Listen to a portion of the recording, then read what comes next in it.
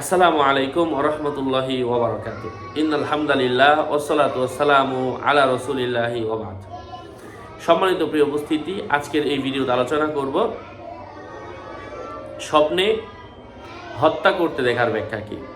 আলোচনা বুঝতে সাথেই থাকবেন। যারা এখনও চ্যানেলটি সাবস্ক্রাইব করেননি, সাবস্ক্রাইব করতে ভুলবেন না। ভেরিফাই চ্যানেলের ডিসক্রিপশন বক্সে ক্লিক করলে আমার পেজ এবং আইডি আসবে। এটা ছাড়া আলাদা অন্য কোনো পেজ নেই, আইডি নেই, ইমো নেই, হোয়াটসঅ্যাপ নেই। নাম ছবি দেখে বিভ্রান্ত হওয়া যাবে না।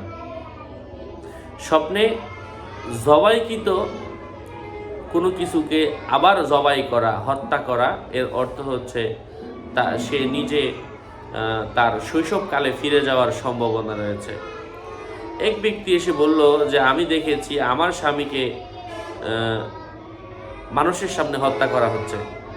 ইমাম ইবনে সিরিন বললেন, তোমার স্বামীকে তুমি গুনাহের কাজে উদ্বুদ্ধ করেছ। মহিলা বলল, আপনি সত্য বলেছেন, আমি আমার স্বামীকে আমার পিছনের রাস্তায় সহবাস করতে বলেছিলাম। যাই হোক, আল্লামা ইমাম ইবনে সিরিন সঠিকই বলেছিলেন।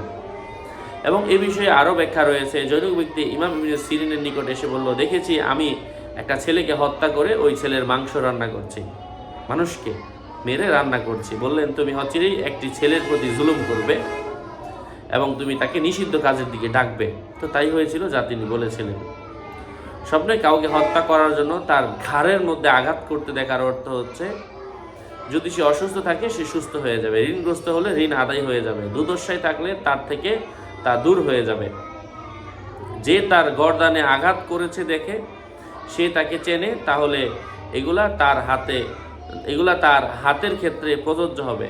যে আঘাত করেছে সে প্রাপ্তবয়স্ক না হয়ে থাকলে এর ব্যাখ্যা হবে আরাম আয়েশ, তার থেকে রোগের দুর্দশা দূর করে দেয়া হবে।